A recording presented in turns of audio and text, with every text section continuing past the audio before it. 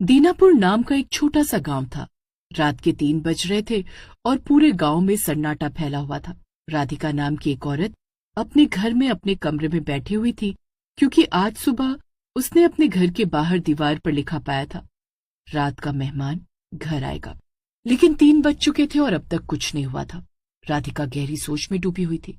क्या सचमुच कोई रात का मेहमान आने वाला था, या फिर ये सब सिर्फ गांव की मनगढ़ंत कहानियां थी?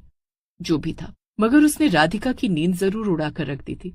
शायद इसलिए क्योंकि रात के मेहमान की कहानी खौफनाक थी। लेकिन इस वक्त राधिका उसके बारे में सोचना नहीं चाह रही थी। तभी उसने सामने दीवार पर टंगी घड़ी की ओर देखा। सुइयां धीमे धीमे चल रही थी, जैसे समय भी उस रात डर के साथ रेंग रहा हो। 3:12।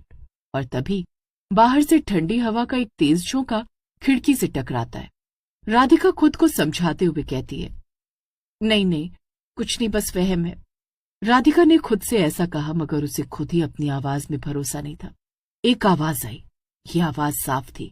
किसी ने दस्तक दी थी, मगर दरवाजे पर नहीं, बल्कि ऐसा लग रहा था जैसे कोई घर की दीवार पर उंगलियों से थपथपा रहा हो। ये आवाज सुनकर राधिका की सांस अटक गई। उसने धीमे से हिम्मत करके पूछा, कौन है?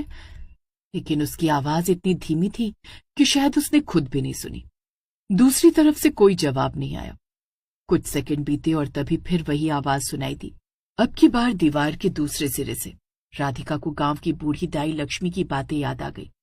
उन्होंने कहा था, रात का मेहमान दरवाजे से नहीं आता बेटी, वो दीवारों से चलता है, छत से उतरता है, और अगर तुमने उसे देख लिया तो तुम सुबह नहीं देख पाओगी।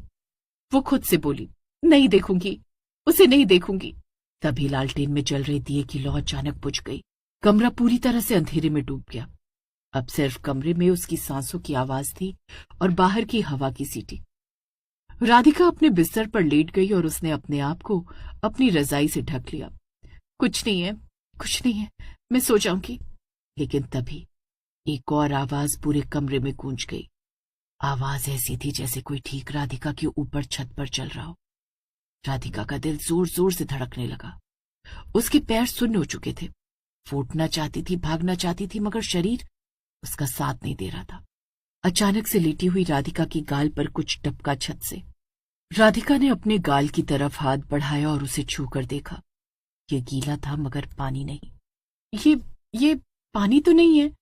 जब राधिका ने अपने हाथों को सूंघा तो जैसे उसका कलेजा मुंह को आ गया। ये लोहे जैसी बदबू थी। राधिका समझ गई कि